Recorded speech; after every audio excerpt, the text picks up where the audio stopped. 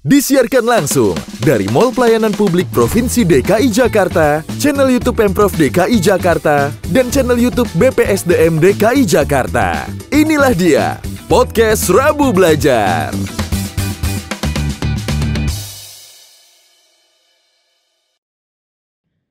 Halo rekan SN Jakarta, apa kabar? Sehat dan semangat selalu. Senang sekali saya Aldi dapat menemani Anda dalam podcast Rabu Belajar kali ini. Podcast Rabu Belajar hadir secara rutin setiap hari Rabu dengan tujuan untuk mengembangkan kompetensi ASN di berbagai bidang yang dikemas dalam format diskusi yang santai dengan topik yang ringan namun tetap bermakna serta ada pelajaran yang didapat oleh para ASN semua khususnya di lingkungan Pemprov DKI Jakarta. Rekan ASN Jakarta, negara berkewajiban melayani setiap warga negara dan penduduk untuk memenuhi hak dan kebutuhan dasarnya dalam kerangka pelayanan publik yang merupakan amanat Undang-Undang Dasar Negara Republik Indonesia tahun 1945. Untuk itu, pemerintah Provinsi DKI Jakarta terus berkomitmen menyelenggarakan pelayanan publik yang prima melalui birokrasi bersih dan melayani. Hal ini tentu tidak dapat dilepaskan dari sumber daya manusia yang dimiliki oleh perangkat daerah Pemprov DKI Jakarta dan juga budaya organisasi yang ada di dalamnya. Nah, untuk itu hari ini kita akan berbicara mengenai pengembangan sumber daya manusia sebagai kunci keberhasilan sebuah organisasi. Nah, suksesnya sebuah organisasi ini baik itu lembaga profit, lembaga non-profit maupun instansi pemerintah ini dapat terlihat nih dari seberapa maksimalnya fungsi para pimpinan dan pegawai dalam berkontribusi memajukan organisasi. Nah, untuk itu kita hari ini telah hadir nih bersama kita di hari ini yaitu founder dan CEO SCB Group atau PT Semangat Cipta Bermanfaat sekaligus konsultan budaya organisasi Agung Solihin. Assalamualaikum Pak Agung, apa kabar? Waalaikumsalam warahmatullahi wabarakatuh. Apa kabar Pak Adi? Sehat Pak Agung, alhamdulillah. Pak Agung, salam semangat bermanfaat. Semangat bermanfaat. Jadi rekan ASN Jakarta ini jargon yang sangat terkenal nih dari Pak Agung Solihin adalah semangat bermanfaat nih. Kalau teman-teman follow media sosialnya ini pasti sangat paham nih dengan pesan tersebut.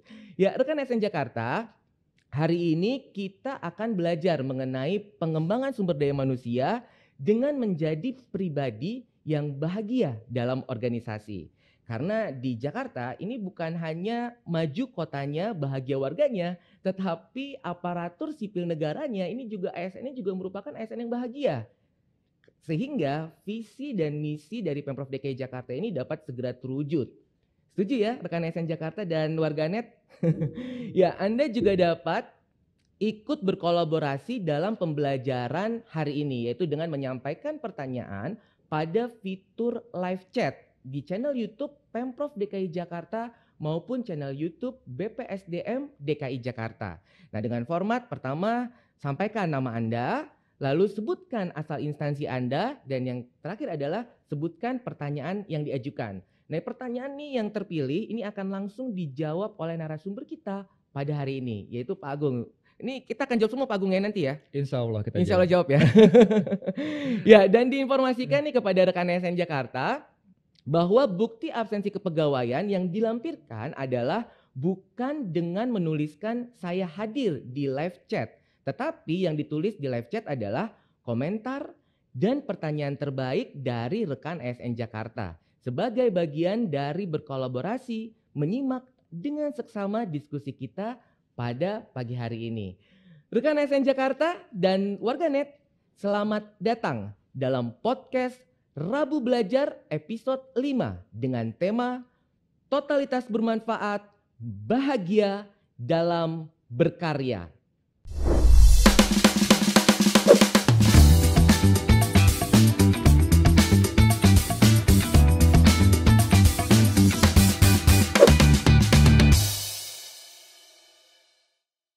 di kesempatan yang berbahagia ini terlebih dahulu izinkan saya menyampaikan terima kasih kepada PR Indonesia dan juga selamat kepada seluruh jajaran Pemprov DKI Jakarta, khususnya Dinas Penanaman Modal dan Pelayanan Terpadu Satu Pintu atau DPM PTSP Provinsi DKI Jakarta, yang pada minggu lalu ini baru saja meraih Platinum Awards atau juara umum kategori pemerintah daerah dengan meraih 7 penghargaan sekaligus dalam ajang kompetisi kinerja kehumasan atau kinerja komunikasi secara komprehensif di Indonesia, yaitu Public Relations Indonesia Awards tahun 2021. Nah, ini dengan diraihnya penghargaan tersebut, ini telah menempatkan kinerja kehumasan komunikasi DPM PTSP Provinsi DKI Jakarta ini sejajar dengan korporasi dan instansi ternama di Indonesia, yaitu peraih platinum lainnya, yaitu yang terdiri dari PT Pertamina EP, PT BNI Persero Tbk, Danone Indonesia, dan Kementerian Keuangan.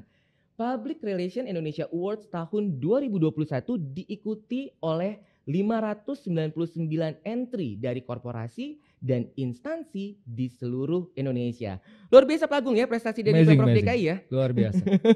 Itu patut untuk disyukuri. Disyukuri ya Pak Agung ya. Yang dirayakan. Artinya Dan apa? dirayakan. Bahwa setiap hal kecil, kemenangan sekecil apapun, bahkan ini besar ya. Ya. Itu harus kita syukuri. Ya baik. Pak Agung juga sosok yang sangat luar biasa nih menurut saya Pak Agung, karena selain sebagai seorang founder dan CEO sekaligus konsultan nih, Pak Agung nih pada tahun lalu rekan SN Jakarta ini baru saja meraih gelar doktor dari Universitas Trisakti ya Pak Agung ya. Iya betul. Nah ini yang paling menarik adalah disertasi beliau, yaitu adalah judulnya Peran Budaya Organisasi dalam Mediasi Pengaruh Gaya Kepemimpinan, Orientasi Strategis dan Sumber Daya Organisasi terhadap Kinerja Organisasi, yaitu merupakan studi empiris pada puskesmas kelurahan di Provinsi DKI Jakarta. Rekan SN Jakarta dan warganet, kita beri tepuk tangan secara virtual. Selamat Pak Agung. Nah terima kasih Mas Adi. Ini yang menarik adalah berarti Pak Agung sebenarnya sudah cukup paham dengan budaya organisasi Pemprov DKI Jakarta ya, karena penelitiannya kan tadi di puskesmas Pemprov DKI seluruh ya. DKI. Oh seluruh puskesmas. Iya seluruh puskesmas di DKI. Kalau paham sekali sih kita juga masih menjajaki, masih belajar. Artinya ya kalau paham saja insya Allah paham. Ya artinya sudah cukup dekat ya Sudah dengan cukup budaya dekat. organisasi dari Pemprov DKI Jakarta ini. Nah tapi sebelum saya membahas lebih lanjut nih Pak Agung terkait dengan budaya organisasi, saya tuh tertarik nih dengan faktor individu di dalam organisasi Pak Agung. Ya. Nah ini khususnya terkait dengan tema kita hari ini, yaitu totalitas bermanfaat, bahagia dalam berkarya. Jadi menarik Nah, semua judulnya. Sangat menarik judulnya ya Pak Agung ya. Sangat menarik. Nah ini judul ini juga terinspirasi dari beliau rekan SN Jakarta dan warganet. Ini yang ingin mau saya tanyakan nih untuk memulai diskusi kita nih, yang pertama yaitu adalah terutama saya sering mendengar Pak Agung tuh menggaungkan konsep totalitas bermanfaat yang menjadi inspirasi judul kita di podcast hari ini nih Pak Agung. Nah itu apa tuh makna dari konsep tersebut Pak Agung? Oke. Jadi kan gini, kalau misalkan kita ditanya setiap pagi ya ketika berangkat ke kantor, mau kemana gitu kan, kita pasti jawabnya kerja. Ya. Nah kalau bicara kerja, maka jatuhnya apa? Jatuhnya jadi kewajiban gitu, jadi keharusan. Setiap bulan kita pasti dapat salary, dapat insentif dan sebagainya. Tapi akhiratnya dapat apa enggak? Belum tentu. Karena kan kita nggak pernah dengar nih ada istilah sebaik-baik manusia yang paling banyak kerja. Kita nggak pernah dengar ya. Yang sering kita dengar apa? Sebaik-baik manusia yang paling bermanfaat.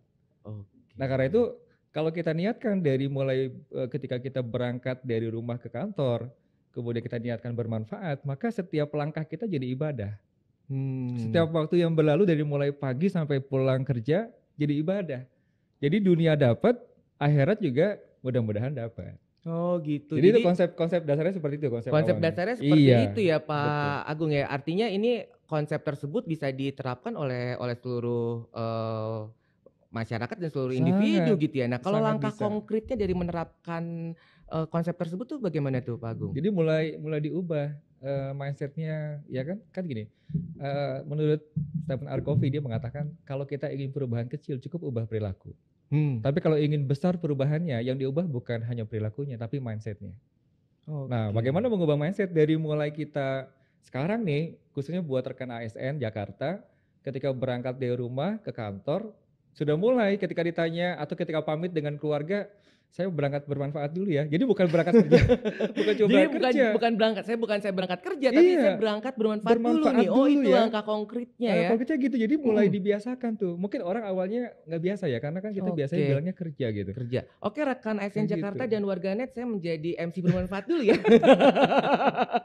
Seperti itu ya Pak Agung ya. Seperti itu. Nah. Nah ini juga sejalan nih Pak Agung dengan Pemprov DKI Jakarta yang terus berkomitmen untuk meningkatkan kinerja serta kualitas pelayanan publik, yaitu terbukti dengan diterbitkannya Peraturan Gubernur Nomor 54 Tahun 2020, yaitu tentang budaya kerja. Nah, di mana berdasarkan amanat Pergub tersebut, guna mendukung percepatan pelaksanaan reformasi birokrasi, terdapat 5 nilai budaya kerja Pemprov DKI Jakarta, yaitu berintegritas, kolaboratif, akuntabel, inovatif, dan berkeadilan. Nilai-nilai inilah yang diyakini kebenarannya dan telah menjadi sifat serta kebiasaan seluruh jajaran Pemprov DKI Jakarta dalam melaksanakan tugas dan pekerjaannya mewujudkan Jakarta maju kotanya, bahagia warganya. Nah ini makna dari bermanfaatnya kami nih rekan ASN Jakarta nih, Pak Agung. Ya pasti gini ya, pilihan kita kan. Kita mau sekedar berangkat kerja kemudian dapat salary setiap bulan, artinya dapat dunia setiap bulan, atau kita tambahin dengan konsep bermanfaat tadi. Ketika kita niatkan dari mulai berangkat dari rumah ke kantor bermanfaat, terus kemudian juga kita bilang ke keluarga kita, termasuk anak-anak kita. Bilang gini, misalkan papa berangkat bermanfaat dulu ya. Berarti kan gini, tanpa sadar kita menanamkan mindset bermanfaat kepada anak kita. Coba kalau makin banyak orang yang bermanfaat. Betul kan gini, kalau bicara bermanfaat bicara giving. Oke. Nah kalau yang saya pahami gini, bicara pelayanan itu bicara tentang bagaimana kita giving the happiness, memberikan kebahagiaan. Nah kalau kita tidak betul-betul meng-align-kan itu dengan kehidupan kita, dengan aktivitas keseharian kita, ketika kita menjadi seorang pegawai dan sebagainya, maka itu akan menjadi sesuatu hal yang hanya ucapan saja.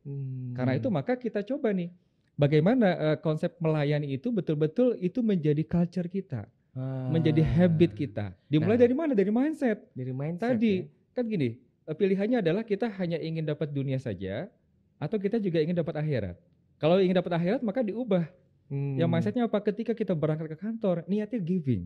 Kalau kata bermanfaat itu berarti kan giving. Giving apa? Giving ilmu kita, kemampuan kita, semua hal yang ada pada diri kita itu totalitas kita berikan gitu. Iya, artinya budaya kerja itu sangat penting. Nah ini yang selanjutnya Pak Agung. Bagaimana sih proses terbentuknya budaya organisasi Pak Agung? Ya. Jadi memang satu kalimat yang saya sampaikan gini kepada rekan ASN Jakarta dan juga warganet, Mas Aldi, bahwa apapun yang kita lakukan, sadar ataupun tidak sadar, kita menciptakan budaya. Ya tadi ya, seperti yang bermanfaat tadi gitu ya. Contoh gini, ada orang yang dia totalitas bermanfaat. Dia kelihatan bagaimana dia bersungguh-sungguh dalam pekerjaan, integritas dan sebagainya, tapi nggak pernah diapresiasi, nggak pernah dikasih reward. Apa yang terjadi? Maka dia akan mengatakan integritas nggak penting, bermanfaat itu nggak penting. Karena itu maka tumbuh suburlah apa? Ya tidak integritas, kemudian ya bekerja cuma sekedarnya dan sebagainya gitu. Nah sebaliknya ada orang yang dia tidak bermanfaat, dia nggak totalitas, dia juga nggak integritas, tapi nggak pernah dikasih teguran, nggak pernah dikasih punishment. Apa yang terjadi? Maka dia akan menganggap oh tidak bermanfaat, tidak totalitas, tidak integritas, nggak apa-apa. Maka terciptalah budaya, ya nggak apa-apa, nggak integritas, nggak apa-apa gitu. Artinya apa? Apapun yang kita lakukan, sadar ataupun tidak sadar, kita menciptakan budaya. Nah pertanyaan gini sekarang, mana yang lebih efektif, sadar menciptakan budaya atau tanpa sadar menciptakan budaya? Nah mana tuh Pak Agung yang lebih efektif? efektif? Yang lebih efektif sadar, makanya saya sangat ini ya. Lebih sadar. Saya merasa bahwa peraturan di Pemprov DKI bagaimana juga mengharuskan adanya budaya kerja itu sangat menarik. Gitu. Sangat menarik ya. Tinggal bagaimana sekarang membuat seluruh pegawai yang ada di Pemprov DKI Jakarta, ASN yang ada di DKI Jakarta itu sadar menciptakan budaya. Oke. Wah itu menarik tuh ya, Menarik. tapi itu perlu pembahasan yang mungkin lebih dalam ya. Jadi waktunya nggak bisa hanya 1 jam Nggak tuh bisa Mas 1 Aldi jam itu. ya. Nah semakin Heeh. menarik ya rekan ASN Jakarta dan juga warganet. Nah ini yang paling penting nih Pak Ya. Agung. Bagaimana sih kaitannya kebahagiaan individu Mm-mm. dengan budaya suatu organisasi? Ini ada hubungannya nggak? Kalau nggak ada hubungannya kita nggak mau menciptakan budaya deh Pak Agung. Sangat ada hubungannya. Sangat karena- ada hubungannya rekan ASN hubungannya. Jakarta. Sudah pasti Jadi itu. nggak terpisah. Karena gini, ada satu kalimat yang sering saya sampaikan gini Mas Aldi. If we don't create culture, Oke. culture will create us. Kalau kita tidak menciptakan budaya, maka budaya akan menciptakan kita. Ada orang yang tadinya rajin, masuk ke lingkungan yang budayanya itu malas. Akhirnya terjadi apa? Dia ikut malas. Oh, Yang iya. tadinya dia happy, bahagia, masuk ke lingkungan yang budayanya itu serius, menegangkan ya kan. Pasti dia akan apa? Akan ikut jadi serius, jadi tegang juga suasananya gitu. Makanya ketika lingkungan pekerjaan kita budayanya sudah terbangun, misalkan budaya happy, budaya saling berbagi, budaya melayani dan sebagainya, bukan dari budaya ingin dilayani ya, tapi budaya ingin saling Saling melayani, melayani. maka pekerjaan kita akan terasa ringan, Oke. hati kita akan bahagia gitu, nggak terasa waktu Nggak bekerja. terasa waktu ya Pak Jadi kan Agung ya. gini, istilah gini, kalau selama ini kan kalau kita tanya, hari yang paling bahagia itu hari apa? Kebanyakan mengatakan hari Jumat, Iya, Ya, benar, kenapa? benar. karena Sabtu Minggunya Sudah libur. libur ya gitu kan. Nah, artinya apa? Berarti Senin sampai Kamis unhappy. Oh iya ya. Nah makanya ada istilah happy hour. Kalau Iya. happy hour berarti berapa lama? 1 1 jam. jam. Ya kan? Berarti kalau misalkan happy hour 1 jam, selebihnya apa? Padahal kita punya 24 jam ya. Unhappy hours. Ada unhappy hours berarti Iya, kan? 23 jam dong. Berarti, ya itu makanya saya bilang, ketika budaya sudah terbangun, Iya. maka yang pasti akan mempengaruhi kebahagiaan. Benar, saya setuju Pak Agung. Yes. Jadi rekan ASN Jakarta juga setuju nih mungkin dengan saya ya. Karena ketika Pak Agung ini tadi masuk ke ruangan ini di Jakarta Investment Center, itu karena Pak Agungnya bersemangat, saya juga semakin bersemangat Pak Agung. Jadi saya semakin bersemangat nih untuk bertanya Iya, lagi nih kepada Pak Agung, Siap. yaitu terkait dengan organisasi Pak Agung. Jadi kan ketika kita di organisasi ini Iya. tentunya akan ada tantangan yang tidak bisa kita elakkan gitu Pak Agung. Ya. Contohnya adalah ketika saat ini yaitu pandemi COVID-19 yang melanda Indonesia dan 215 negara di dunia, ini tentunya juga memberikan tantangan-tantangan baru nih Ya. untuk organisasi. Lalu bagaimana nih Pak Agung menaklukkan berbagai tantangan yang tidak bisa kita elakkan tersebut? Nah itu apa nih yang harus dicermati Pak Agung? Pasti gini, orang yang hebat itu orang yang dia melihat tantangan itu bukan bencana. Oke. Bukan permasalahan, tapi sebuah kesempatan untuk apa? Untuk memberikan sesuatu yang lebih baik. Menjadikan tantangan itu menjadi peluang untuk dia lebih bermanfaat lagi. Karena gini, mungkin Mas Aldi pernah tahu ya, kenapa Nelson Mandela itu dikenal pemaaf. Karena kan kalau kita baca historisnya, Nelson Mandela itu dia memaafkan musuh politiknya yang sudah memenjarakan dia 27 tahun. Oh iya. Bayangkan 27 tahun dipenjara oleh musuhnya tanpa ada dakwaan yang jelas dan akurat. Ketika dia keluar dari penjara, jadi presiden, dia maafin. Artinya apa? Dia dikenal sebagai seorang pemaaf. Padahal dia pernah dipenjara. Di penjara itu kan tantangan buat dia. Ya. Ketika dia keluar dari penjara jadi presiden, kemudian dia punya kesempatan. Yang pertama, dia punya kesempatan untuk balas dendam. Yang kedua, dia apa? Memaafkan. Dan dia memilih apa? Memaafkan. Sehingga akhirnya dia menjadi orang yang sangat dicintai. Jadi ketika ada tantangan justru malah ini sebuah peluang untuk kita menciptakan nilai tambah yang ada pada diri kita gitu. Mengeluarkan semua potensi kita. Kalau orang misalkan gini, ketika disakiti dia balas dendam atau dia jadi jadi sebel dan sebagainya. Nah sekarang itu kan umum ya. Iya. Nah itu kan umumnya. Sekarang yang nggak biasanya gimana ya? Oh ketika orang sakiti dia balas dengan senyuman. Dia balas dengan kebaikan. Nah, itu kan nggak umum. Nggak umum, Nah, benar juga ya. Sesuatu yang tidak umum itu maka akan menjadi apa? Menjadi satu hal yang sifatnya nilai tambah, kekhasan, dan orang akan mengingat hal tersebut gitu. Kan gini, orang baik itu banyak. Ya. Tapi orang yang hebat itu nggak banyak. Baik, setuju ya rekan ASN Jakarta. Jadi rekan ASN Jakarta sekarang senyum ke orang sebelah Anda. Itu adalah salah satu bentuk dari kita menghargai ini gitu ya. Betul sekali. Menghargai orang sekitar kita. Jadi kita nggak boleh marah-marah lagi menghadapi sebuah tantangan itu. Kita harus hadapi dengan berbagai kebaikan tadi yang seperti Pak Agung sampaikan gitu ya Pak Agung. Nah berarti artinya orang tuh banyak nih Pak Agung yang mengejar kesuksesan itu melupakan kebahagiaan. Nah, Ya. lalu bagaimana nih menurut Pak Agung terkait dengan hal ini? Jadi mana sih Pak Agung yang lebih penting gitu ya? Tadi Jadi- kita sudah belajar mengenai bahwa kita harus memaafkan, kita harus Ya. menjadi budaya baik. Nah, itu kan dekat dengan sukses dan bahagia. Ya. Mana yang lebih penting nih? Sukses atau bahagia, Pak Agung? Jadi sebelum saya menjawab itu, mungkin kita perlu tahu dulu ya apa definisi dari sukses dan apa definisi bahagia. Oh iya, baik. Jadi ada orang yang sukses tapi dia belum bahagia.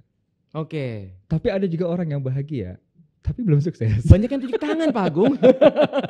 Saya Ada tunjuk yang kayak tangan, gitu Pak ya. Agung. Yang kayaknya dia wajahnya happy, senyumnya Ya, luar biasa, ya. tapi dia belum sukses. Belum sukses. Nah, berarti apa sih sebenarnya? Apa sih yang sebenarnya dimaksud dengan sukses dan bahagia? Jadi kalau menurut definisi sederhananya ya, Iya. sukses adalah mendapatkan apa yang diinginkan. Mendapatkan Apa yang diinginkan. Sedangkan Oke. bahagia adalah menginginkan apa yang didapatkan. Menginginkan apa yang didapatkan. Jadi benar gini contohnya, Iya, iya, ketika iya. kita dari rumah berangkat ke sini Mm-mm. sampai di sini berarti Mm-mm. sukses. Oke. Karena ada orang yang belum tentu sampai kepada tujuan. Di perjalanan bisa jadi ada kecelakaan dan sebagainya, Benar. atau dia bisa melintir kemana dan sebagainya gitu kan. Berarti dia nggak sukses sampai ke tujuannya. Nah itu hal sederhana. Tapi gini, ada orang yang ketika dia sampai di kantor, sukses sampai di kantor, tapi dia sebenarnya tidak menginginkan ada di kantor. Terpaksa ada di kantor, berarti dia tidak memperoleh kebahagiaan ketika dia tidak menginginkannya. Menginginkan. Nah, artinya apa? Bahasa sederhana adalah tidak mensyukuri keadaannya. Oke. Jadi sukses adalah mendapatkan apa yang diinginkan, Mm-mm. ya. Sedangkan bahagia menginginkan apa yang didapatkan dengan cara apa? Dengan cara mensyukurinya. Mensyukuri. Nah itu lebih penting mana tuh? Atau keduanya penting? Dua-duanya penting. Dua-duanya penting ya? berkorelasi kan gini kan. Baik gini kan kita juga sebenarnya sukses itu sudah kita dapatkan dari mulai kita lahir. Oh iya? Bahkan dari kita dalam kandungan ketika kita menjadi ya kan berada dalam rahim orang tua kita itu sukses sudah. Iya, iya. Karena kita melawan Miliaran, iya kan? miliaran sel ya. Itu udah sukses. Iya, iya, gitu iya, kan. iya, Kemudian iya. kita terlahir gede itu pun juga sukses. Artinya sukses itu udah sebenarnya dekat dengan diri kita. Iya juga ya. Jadi memang rekan SN Jakarta ternyata nih kita mengubah Yeah. pola pikir kita nih bahwa sukses itu dekat dengan diri kita ternyata ya. Nah, lalu bagaimana? cara meningkatkan suksesnya adalah dengan cara mensyukurinya kan gini. Barang siapa yang bersyukur ditambah nikmatnya oleh Tuhan. Nah, ketika kita mensyukuri sukses itu Iya. kita jadi bahagia gitu. Bahagia. Oke, lalu tahapan untuk menuju kesuksesan tuh apa aja nih Pak Agung? Karena kan sukses kan tadi penting kan. Iya, iya, Nah kita iya. pengen tahu nih tahapan menuju kesuksesan tuh apa aja?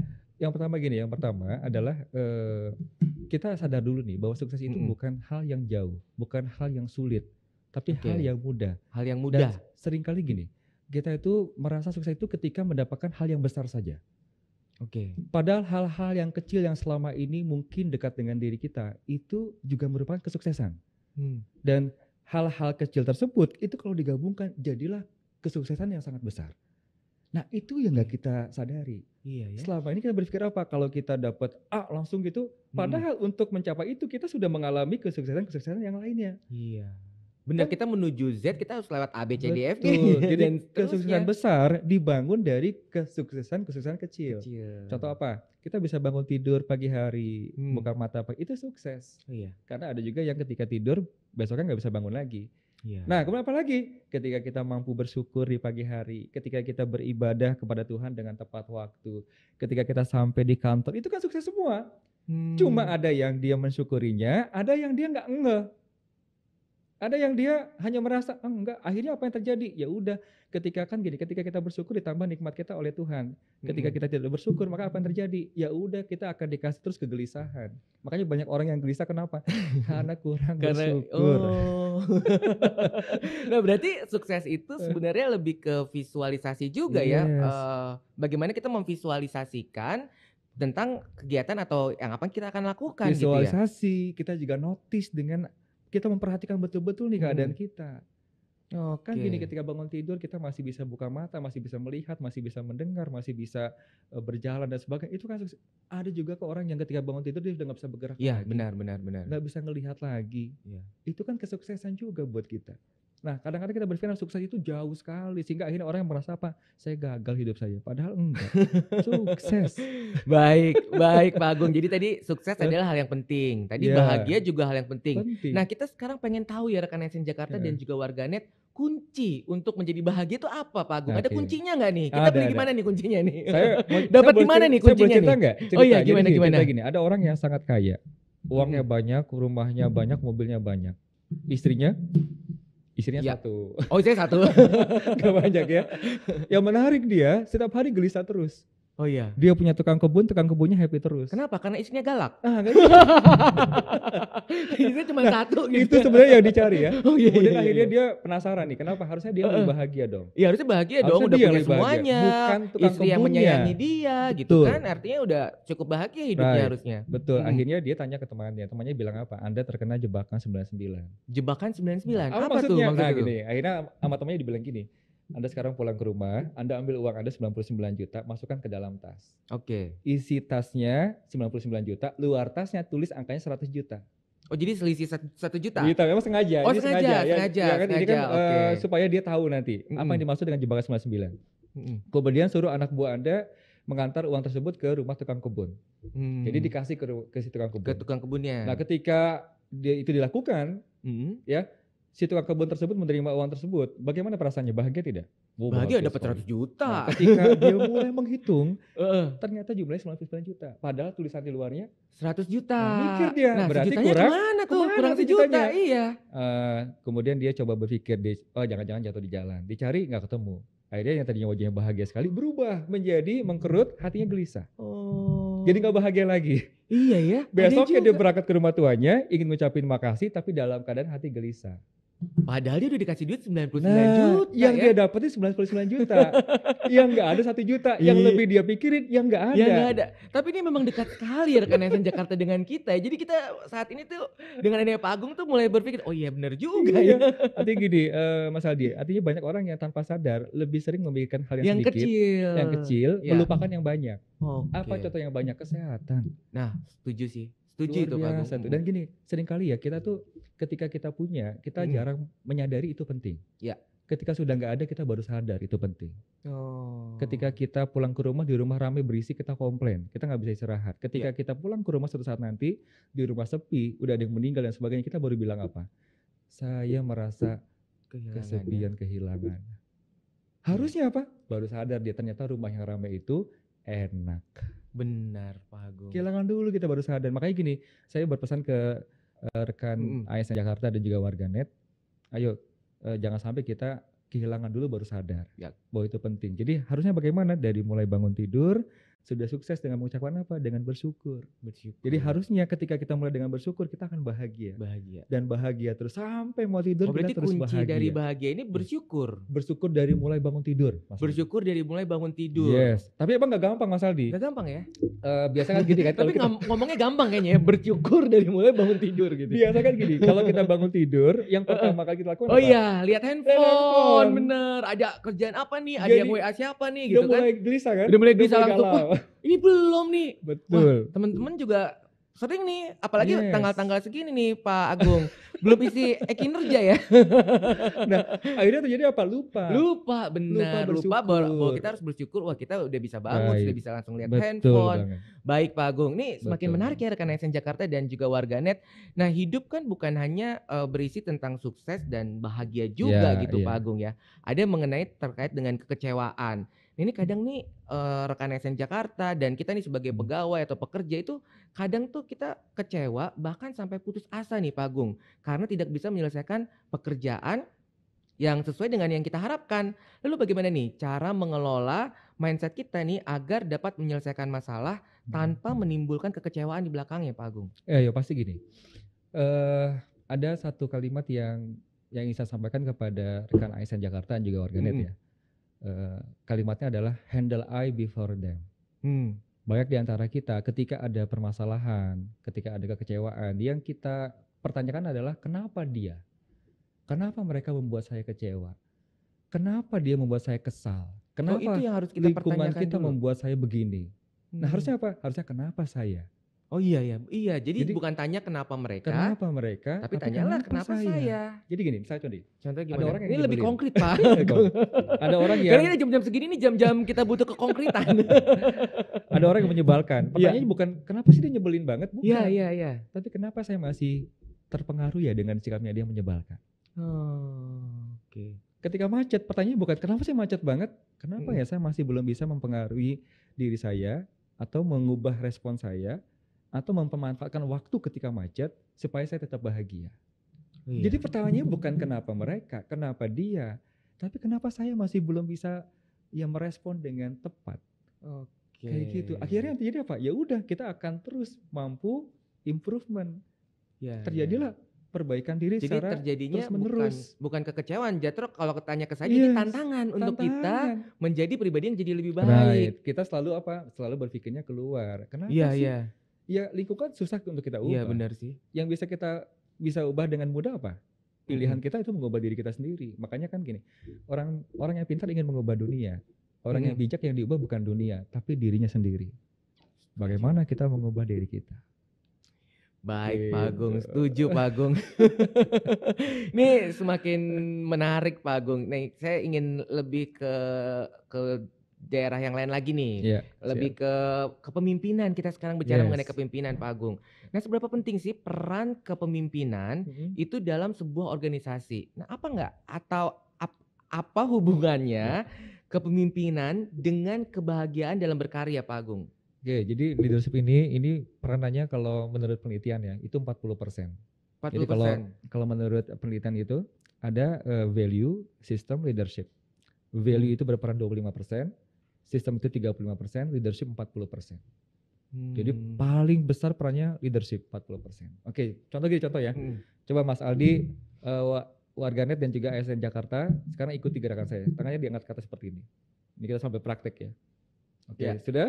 Saya letakkan di dagu sekarang. Nah, di mana dagu? Ini bukan dagu ya. Di mana dagunya? Ini jidat ya. Dagu di sini ya. Artinya gini, ucapan saya apa? Ucapan saya dagu. Iya. Tindakan saya? Tindakan jidat. Jidat. Iya. Salah apa benar? Tadi kan suruh ngikutin. Salah. Salah. Tapi diikutin nggak? Diikutin. Karena apa? Bicara leadership Bicaranya? bicaranya action. Oke. Baik. Tindakan, bukan cuma ucapan. Jadi tahu gitu tadi saya tidak perlu mengikuti ya rekan ASN Jakarta. Tapi karena saya leadernya, karena kan Iya, saya leadernya iya, tadi kan, leadernya saya kan? berperan Iya, sebagai tadi leader. leadernya. Iya. Jadi apapun yang saya lakukan, gerakan yang diikutin, Iya, benar. tindakannya yang diikutin. Sama juga gini, ada seorang ibu bilang ke anaknya, "Nak, jujur ya nak, kalau nanti kamu jujur kamu bahagia di akhirat juga." Terus dia bilang, "Oke mah, tapi saya perlu buku, berapa harganya? 100.000." Kita ngomong ke bapak dulu, yang ngomong ke bapaknya, "Pak, anak kita perlu buku, berapa harganya mah?" "Harganya 300.000." Padahal dia barusan ngomong ke anaknya apa? Suruh Ya, jujur kan? tapi itu memang sering terjadi sih, ibu-ibu rekan ASN Jakarta dan warganet. Ingat, tindakan Anda akan mempengaruhi anak Anda. Ya benarnya gini Mas Aldi, Ya. bapaknya nggak langsung percaya. Bapak yang langsung percaya ya? Tanya ke anaknya, "Nah, Iya. harga bukunya mahal sekali. Emang kata mama berapa Pak?" Kata mama 300.000. Mama salah dengar. Yang betul 500.000. Ternyata anaknya lebih ini ya. Anaknya Iya, akhirnya ya, yang jadi diikuti lebih bukan bahaya ya. kata-kata mamahnya. Iya, benar. Tapi tindakannya, perilakunya. That Iya. is leader. Makanya leadership itu sangat mempengaruhi. Sangat mempengaruhi. Tapi anaknya tadi budaya. baik juga ya, naiknya 200.000 juga soalnya Pak Agung. Seperti Ya itu. baik Pak Agung nih, saya semakin ingin bertanya dengan Pak Agung, tapi sepertinya bukan hanya saya yang ingin bertanya dengan Boleh, Pak Agung nih. Banyak juga dari rekan ASN Jakarta, tadi saya lihat nih banyak sekali Pak Agung yang Ya. bertanya. Tiap detik tuh ada aja muncul pertanyaan baru. Ini Siap, siap. kita langsung siap ya Pak Agung Siap, jawab siap. pertanyaan dari Insya Allah. rekan ASN Jakarta ya. Ini yang pertama dari Nur Fatma. Setuju Pak Agung, jika kita ibadah, jadi tolak ukur menguatkan kita dalam optimal tugas. Nah, setiap optimal melayani mencerminkan profesional tugas, namun bagaimana jika itu berbenturan dengan kepentingan? Nah, bagaimana nih Fatima nih, jika ada Ya, berbenturan kepentingan dalam pekerjaan, apa yang harus dilakukan oleh Nur Fatima? Pak menarik Agung? ya pertanyaan dari Nur Fatimah. Jadi manusia itu punya 2 lingkaran. Ada lingkar peduli, ada lingkar pengaruh. Ya. Apa lingkar peduli? Sesuatu yang bisa kita lihat, kita dengar, kita ucap. Tapi nggak bisa kita ubah. Contohnya apa? Contohnya adalah kebijakan pemerintah, gosip, infotainment, ya kan? Oh iya, gosip nggak bisa kita nggak rubah bisa. ya. Cuma Nggak kita bisa bisa, nikmati iya. aja, bisa kita lihat, tapi nggak bisa kita ubah. Nggak bisa ubah, karena kita Apalagi- juga nggak kenal juga sama dia. Suami tetangga, istri tetangga, Iya. yang itu hanya bisa kita lihat, kita Kita ucap, dengar gitu kita ya. dengar, tapi nggak bisa kita ubah. Itu apa? Iya. Itu namanya lingkar peduli.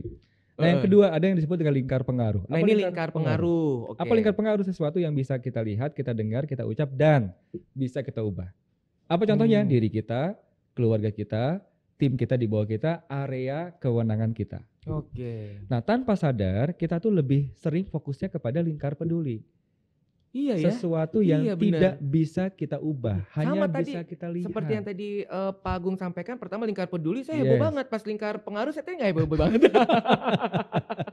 Bener ya, Iya. bener ya, itu terjadi sangat nyata Pak Agung. Right. nampaknya. Dan ini berdampak loh Mas Aldi. Iya Ini ya. berdampak Berdampak gini. ya gimana? Berdampaknya adalah karena kita lebih fokus kepada lingkar peduli, akhirnya lingkar pengaruh kita semakin kecil. Benar. Maka jangan heran kalau ada leader, ada pemimpin, ada orang tua yang dia nggak ngimpact lagi ke anaknya. Nggak punya pengaruh lagi kepada anaknya. Kenapa? Karena dia lebih fokus kepada lingkar peduli. pedulinya tadi. Sehingga lingkar pengaruh semakin kecil. Oke. Nah makanya gini, saya ingat ucapannya Bung Karno yang mengatakan bahwa saya hanya perlu 10 orang pemuda untuk mengubah dunia. Pemuda yang bagaimana? Pemuda yang sibuk dengan lingkar pengaruh. Jadi dirinya sendiri yang dia pertama ubah, kemudian keluarganya, kemudian baru lingkungannya. Baik. Baru kemudian masyarakat. Nah kalau berbicara dengan kepentingan, Bapak Ibu semuanya bicara kepentingan, Ya. kita lihat lagi nih sekarang. Itu termasuk lingkar peduli kita atau lingkar pengaruh kita. Kalau lingkar peduli kita fokus aja. Bagaimana kita berbuat yang terbaik, do the best dengan aktivitas kita. Yang tadi totalitas bermanfaat tadi. gitu. Baik. Kan gini, ujung-ujungnya pada akhirnya pertanggungjawaban kita bukan kepada organisasi. Ya. Pertanggungjawaban kita kepada diri kita dan sang pencipta kita. Setuju Pak Agung. Ujung-ujungnya. Baik. Gitu. Baik, kita akan baca pertanyaan selanjutnya. Ini semakin banyak pertanyaan. Ini nampaknya kita akan selesai di pukul 2 Pak Agung. Bagaimana? Setuju ya? Ini dari Verika. Verika dari CPNS Lembaga Negara Perwakilan Provinsi Gorontalo. Halo, Halo, Verika Gorontalo, dari luar Gorontalo. Mas Aldi keren. Saya penonton setia layanan Jakarta On TV. WKWKWK. Verika, WKWKWK juga Verika. Terima kasih Verika. Nah ini pertanyaan langsung ke Pak Agung nih, dari Verika bertanya nih kepada Pak Agung. Apakah seorang pegawai kita boleh melakukan perubahan dalam budaya organisasi agar menjadi lebih baik, khususnya di instansi pemerintahan? Lalu bagaimana nih Pak Agung? Dari Verika bertanya langkah-langkahnya untuk menciptakan perubahan tersebut Pak Agung. Oke, menarik nih pertanyaannya dari Verika dari ya, Gorontalo. Ya. Jadi untuk mengubah budaya organisasi memang tidak semudah apa yang kita ucapkan. Susah, tapi bukan berarti tidak bisa. Oh, artinya kita bisa merubah organisasi. Jadi langkahnya gini. Langkah pertama adalah leaders commitment. Oke. Bagaimana kita menyatukan komitmen para leaders. Kenapa? Saya dulu gini, Mas Aldi. Saya dulu sering sekali ketika membuat acara pelatihan diikuti oleh banyak karyawan ataupun pegawai. Mereka datang ke saya gini, Pak Agung jangan cuma kita Pak yang disuruh berubah. Kita punya leader, itu nggak sama Pak. Arahnya beda-beda. Ada yang mau begini, ada yang mau begitu, ada yang ke sana, ada yang ke sini. Jadi kita bingung. Ya. Mau ikut yang mana? Kita udah melakukan ini, ternyata leader yang lain mengatakan nggak kayak gitu. Leader yang lainnya berbeda lagi. Maka itu langkah pertama apa? Leaders commitment. Bagaimana kita menyatukan komitmen para leaders? Apa yang kita satukan? Arahnya kita samakan. Langkahnya kita samakan, nilai-nilainya kita samakan. Kalau udah sama, maka yang di bawahnya akan bisa mengikuti clear. Karena semua leader mengatakan, iya kesana arahnya. Nggak beda-beda. Iya bener. Kan Bingung gini kan? juga ya kalau Bingung. kita disuruh kanan, kiri, mundur. Mas Aldi gini, ini analoginya Iya. ya. Saya mempercayai bahwa setiap ASN itu punya sisi baik dan pasti baik. Ya. Tapi karena arahnya yang tidak sama, maka terjadilah benturan. Ingin maju, contoh sederhana adalah analoginya mobil ingin maju ke depan dengan arah yang berbeda-beda dan itu banyak mobil, maka apa yang terjadi? Terjadilah tabrakan, terjadilah gesekan, benturan. Nah, menyebabkan macet. Iya, maka jangan heran kalau di organisasi ada gesekan, ada benturan, ada tabrakan. Kenapa? Karena arahnya belum sama. Oke. Gitu. Baik Verika, nampaknya sangat komprehensif ya jawaban dari Pak Agung ini. Baik, selanjutnya kita akan membaca pertanyaan lagi, yaitu dari Yohana Aryani, UP PMPTSP Kecamatan Grogol Petamburan.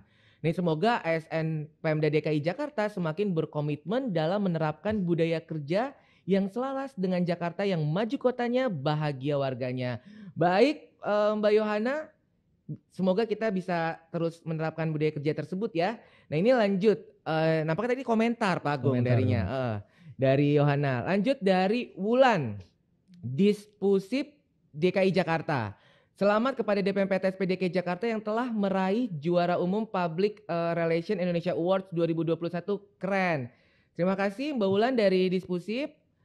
Mungkin kita langsung cari pertanyaan. Ya, ini dari Feli, DCKTRP. Izin bertanya, Pak Agung, bagaimana nih mengoptimalkan kontribusi staff, yaitu bukan sebagai decision maker dalam sebuah organisasi, untuk mencapai tujuan sebuah organisasi? Oke. Bagaimana nih Pak Agung? Menarik ya. Menarik ya. Pertanyaannya bagus sekali. Ini Dari Bapak atau Ibu DCKTRP, nih? Ibu Feli. Feli ya. Feli ya. Oke. Mm-mm. Jadi bagaimana cara mengoptimalkan kontribusi kita sebagai pegawai? Yang pertama adalah bagaimana kita yang tadi kita harus mulai dengan diri kita dulu. Ya. Bagaimana kita dari mulai bangun tidur kita sudah optimalkan dengan cara apa? Dengan cara bersyukur. Saya mengatakan gini, Mas Aldi dan Ibu Feli ya. Mm-mm. Jangan sampai kita hanya hebat di organisasi tapi nggak hebat di keluarga, tapi nggak hebat di rumah. Artinya apa? Sebenarnya ketika di rumah kita hebat, baik, suasananya oke, maka dalam keadaan kita happy berangkat ke kantor, kita pun akan menebarkan aura yang positif, Ya. semangat yang positif. Kemudian setelah itu jangan lupa setelah diri kita, keluarga kita, jangan dulu kita langsung keluar, jangan dulu langsung kita ke masyarakat, tapi tim kita dulu nih dalam nih. Bagaimana kita bisa melayani mereka dengan optimal, memberikan kebahagiaan juga untuk tim kita. Nah, selama ini yang biasa terjadi apa? Yang biasa terjadi adalah kita fokusnya ke luar dulu nih. Akhirnya terjadi apa? Ketika kita melayani, nampaknya kita bagus sekali.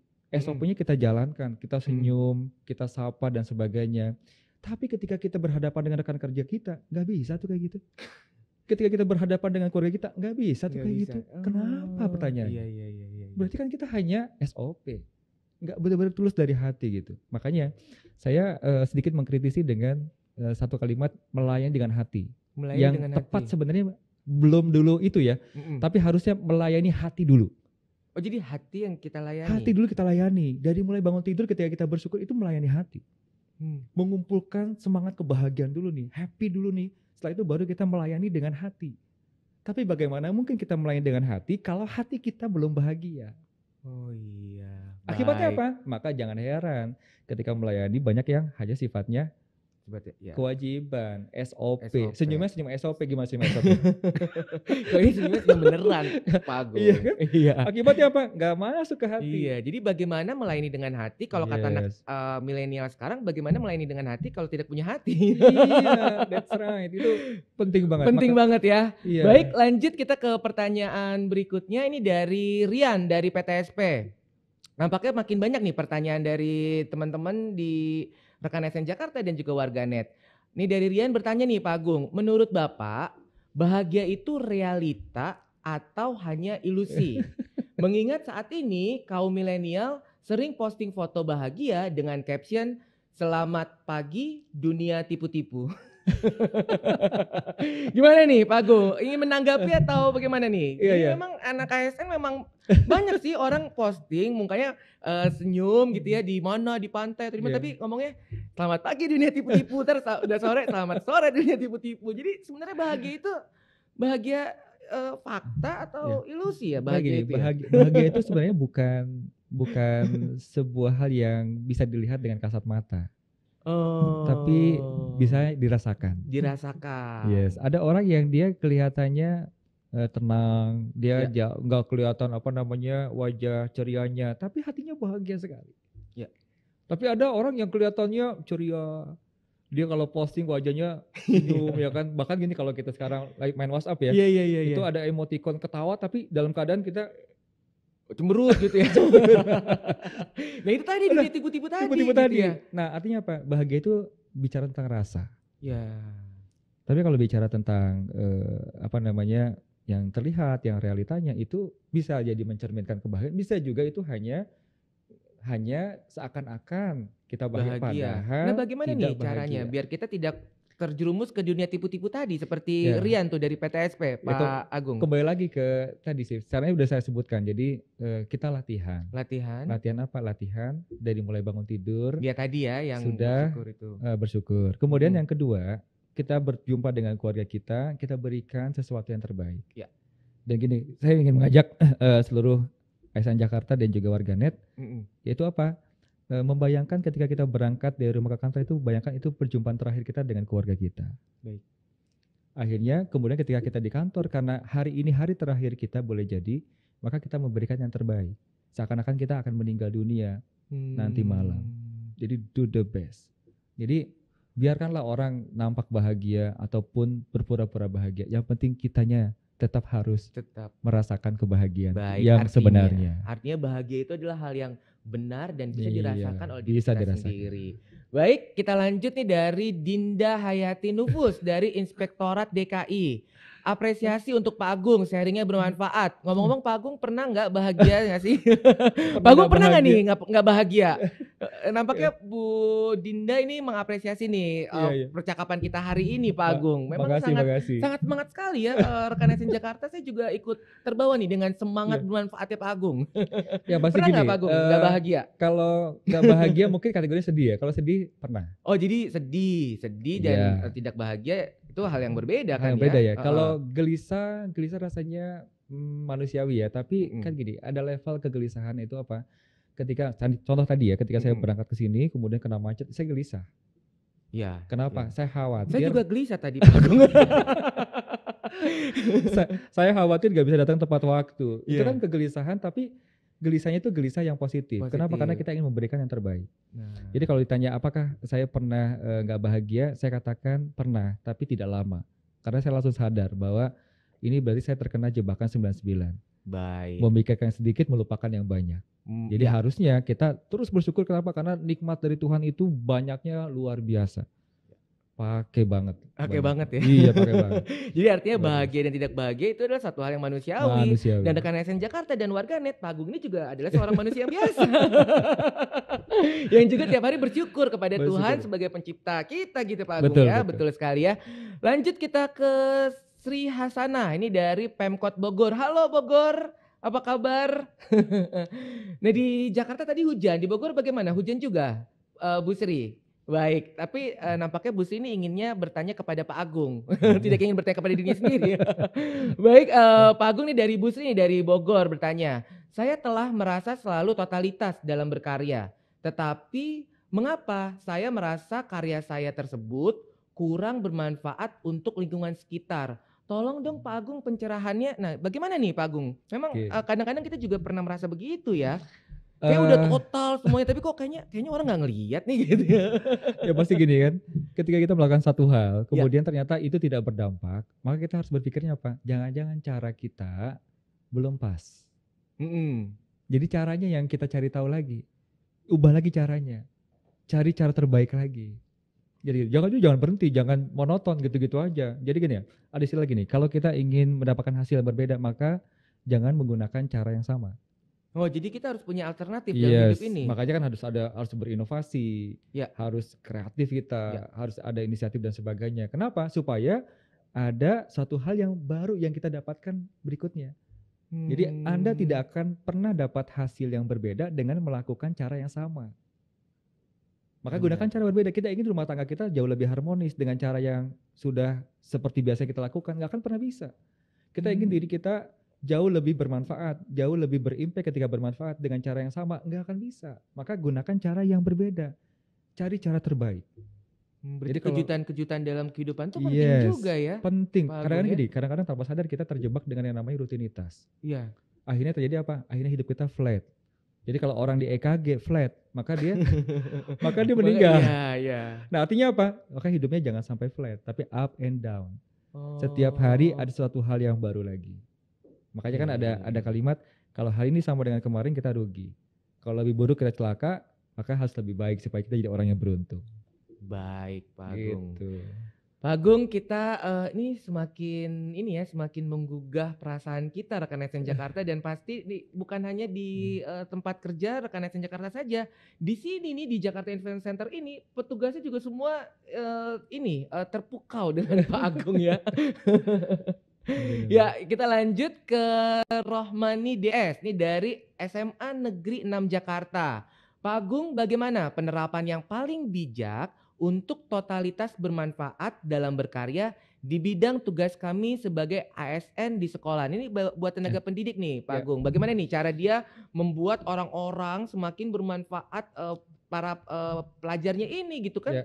Kalau tenaga pendidik kita sudah clear nih dengan totalitas bermanfaat yang tadi Pak Agung sampaikan, artinya semakin banyak nih orang yang akan bermanfaat, Pak Agung. Betul. Jadi yang pertama gini, saya ingin mengajak rekan SN Jakarta dan juga warganet dan kita semua yang hadir di sini ya. Yang pertama adalah kita menyadari bahwa apapun yang kita lakukan, maka Tuhan itu tidak akan mungkin salah berhitung. Hitung-hitungan Tuhan tidak pernah salah. Jadi kalau kita ngerjain 10 dapatnya cuma 3, maka yakin yang 7 itu masih ada, disimpan sama Tuhan. Nah, seringkali apa? Kita itu ketika ngerjain banyak, dapatnya sedikit, kita langsung frustasi. Kita langsung mengeluh, kita mengatakan apa? Nggak adil nih. Kayaknya nggak benar nih, akhirnya kita salahkan semua. Padahal itu masih ada, disimpan sama Tuhan. Pada saat kita butuh pasti akan dikasih sama Tuhan. Nah, keyakinan itu yang harus kita betul-betul punya itu. Mindset bahwa ketika kita totalitas bermanfaat, maka yakin Tuhan itu akan menghitung. Saya semuanya. jarang sekali dengar ada orang totalitas nyesel. Yang lebih sering saya dengar apa? Orang yang ngerjain sesuatu setengah-setengah nyesel. Bener. Kenapa dulu waktu saya sekolah saya biasa-biasa aja? Kenapa waktu jadi guru saya biasa-biasa aja? Kenapa nggak habis-habisan? Kenapa waktu saya aktif sebagai ASN saya nggak totalitas, nggak habis-habisan? Bahkan juga ada ketika nanti di dalam kitab suci ya, ketika nanti manusia akan meninggal dunia, dia minta ditangguhkan oleh Tuhan. Supaya apa? Dia bisa berbuat yang lebih baik lagi di dunia.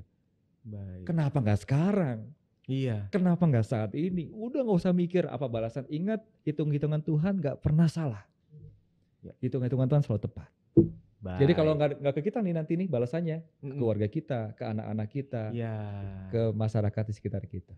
Jadi hitung-hitungan Tuhan memang tidak pernah salah ya. Nggak Yang pernah salah salah. tadi hitungan tadi ibu dan anak tadi. 100 kali 500.000. Baik, ini ada lagi nih dari keren banget narasumbernya, sangat inspiratif. Salam dari Abdi Negara di Perbatasan. Wah, Makasih. halo rekan-rekan Abdi Negara di Perbatasan, semangat terus memberikan pelayanan publik di manapun kalian berada. Jadi saya suka bergetar nih kalau bertemu dengan teman-teman di wilayah perbatasan, Pak Agung. Lanjut dari Gani Putra dari Biro Hukum Setda. Bagaimana nih caranya Pak Agung mengontrol terhadap perubahan pada organisasi di mana manfaat merupakan output dari kolaborasi? Karena different leader itu juga memiliki impact different culture juga gitu. Bagaimana nih? Ini nampaknya Vicky Prasetyo seperti Bang Gani. Bagaimana cara kontrol terhadap perubahan ya pada organisasi? Jadi setiap pemimpin itu pasti akan menciptakan budaya baru. Lalu bagaimana nih kalau pemimpinnya terus berubah-berubah, apa yang harus kita lakukan? Yang pasti harus kita pahami adalah bahwa perubahan pasti terjadi. Perubahan pasti terjadi, termasuk tadi perubahan jabatan itu, perubahan kelompok, perubahan tim kerja kita gitu ya. Ya, siap ataupun tidak siap, mau ataupun tidak mau. Pertanyaannya di pilihannya, siap untuk berubah atau dipaksa untuk berubah. Oke. Itu aja. Nah, jadi kalau saya boleh mengatakan gini, makanya gini, kalau ingin perubahan kecil, ubah perilakunya. Kalau ingin perubahan besar, yang diubah mindsetnya. Nah, mindset kita nih yang harus kita persiapkan untuk siapapun leader kita. Maka kita siap untuk mengatakan apa? Saya siap untuk berubah. Maka perubahan itu akan perubahan yang dia munculnya datangnya dari diri sendiri, bukan paksaan dari luar. Kenapa banyak orang yang akhirnya ketika berganti leader dia stres? Karena dia selalu menginginkan, wah saya berharap sama nih dengan sebelumnya. Enggak bisa sama. Bahkan leader yang sama pun boleh jadi akan melakukan perubahan. Jadi yang paling pasti terjadi adalah perubahan itu sendiri. Selain kematian ya, perubahan itu sendiri. Nah, bagaimana orang yang tidak berubah? Ketinggalan. Jadi ada istilah gini, Mas Aldi, warganet dan juga SN Jakarta. Ya. Zaman sekarang itu bukan lagi yang besar mengalahkan yang kecil. Bukan lagi yang besar mengalahkan yang kecil. Tapi yang cepat mengalahkan yang lambat. Yang cepat mengalahkan yang cepat lambat. Apa? Yang cepat beradaptasi terhadap perubahan. Nah, maka jadilah kita orang yang cepat beradaptasi. Ketika terjadi perubahan pimpinan, maka kita pun adaptasi. bagaimana mampu beradaptasi dengan perubahan-perubahan yang akan dilakukan oleh pimpinan Pimpinan kita. kita. Seperti itu. Baik, Pak Agung. Nah, ini dapat diinformasikan saat ini sudah ada ribuan penonton yang menyaksikan melalui channel YouTube Pemprov DKI Jakarta dan channel YouTube BPSDM DKI Jakarta. Nah, kami juga akan membaca pertanyaan kalian semua nih. Tepuk tangan nih Pak Agung, banyak sekali nih yang nonton Luar biasa nih. ya. Bravo. Jadi nggak berhenti-berhenti dari tadi nih pertanyaannya. Ini dari Alhamdulillah. Sri Lestari Sugiharti. Kita lanjut lagi Pak Agung atau kita Ya. mau istirahat dulu? Lanjut. Lanjut Bapak. ya. Lanjut kita ke Sri Lestari Sugiharti. Kebanyakan budaya itu hanya di atas kertas, Pak Agung. Padahal kenyataannya tidak seperti itu. Bagaimana caranya supaya budaya di atas kertas tadi itu bisa direalisasikan strateginya? Bagaimana nih Pak Agung menanggapi dari Oke, Bu Sri Lestari Sugiharti, Pak Ini Agung? pertanyaan terakhir, tapi pertanyaannya Iya. membutuhkan jawaban yang sangat komprehensif, sangat komprehensif. panjang ya. Jadi ini pertanyaan terakhir Pak Agung. Oke.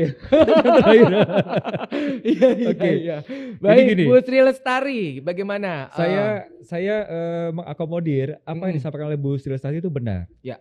Jadi kenapa bisa akhirnya hanya di atas kertas? Karena kalau kita coba survei, semua leader ketika ditanya apakah membangun budaya itu penting, mereka akan mengatakan iya. Bahkan mengatakan sangat penting. Kalau diskalakan 1 sampai 10, mereka akan mengatakan 10 skalanya. Tapi ketika ditanya seberapa fokus organisasi kita membangun budaya, mereka akan mengatakan skalanya di bawah 5. Berarti nggak match antara ucapan sangat penting Ya. dengan kenyataannya nggak nyambung. Maka jangan heran, akhirnya nanti yang terjadi apa? Yang terjadi, yang dibilang Abu Sri Lestari tadi, Iya. yaitu hanya di atas Di atas kertas. kertas. Kelihatannya konsepnya bagus.